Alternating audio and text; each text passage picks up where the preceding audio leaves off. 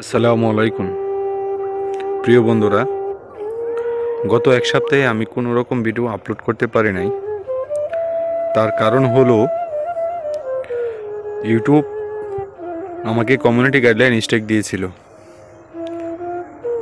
ছোট্ট একটি ভুলের কারণে, জানি না এটা ভুল কিনা, তাদের গাইডলাইনের বাইরে পড়ে কিনা, ভিডিওটা ছিল একটা শর্ট ভিডিও। আর ভিডিওটা ঠিক এই জায়গাটাই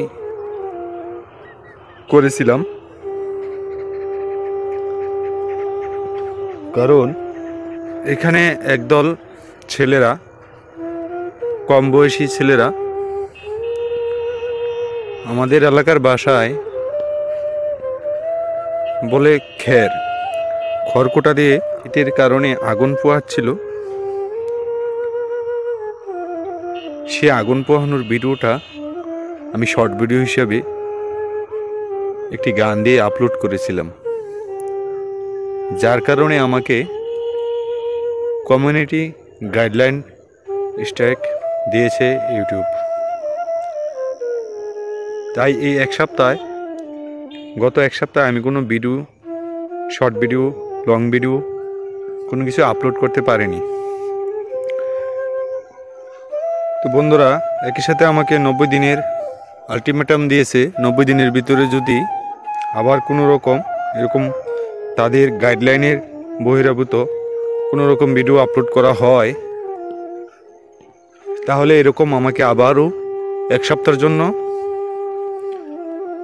ভিডিও আপলোড থেকে বিরত থাকতে হবে। এরকমভাবে এই যে 90 দিন সীমাবদ্ধতা বেঁধে দিয়েছে, সেই 90 দিনের ভিতরে যদি তৃতীয়বারের মতো কোনো তাদের গাইডলাইনের বাইরে কোনো ভিডিও ছাড়া হয়, তাহলে আমার এই চ্যানেলটাকে ডিলিট করে দিতে পারে, এবং সেটাই হবে, ডিলিট করে দেবে। তো বন্ধুরা, আসলে আমার এই বিষয়ে বেশি একটা অভিজ্ঞতা নাই,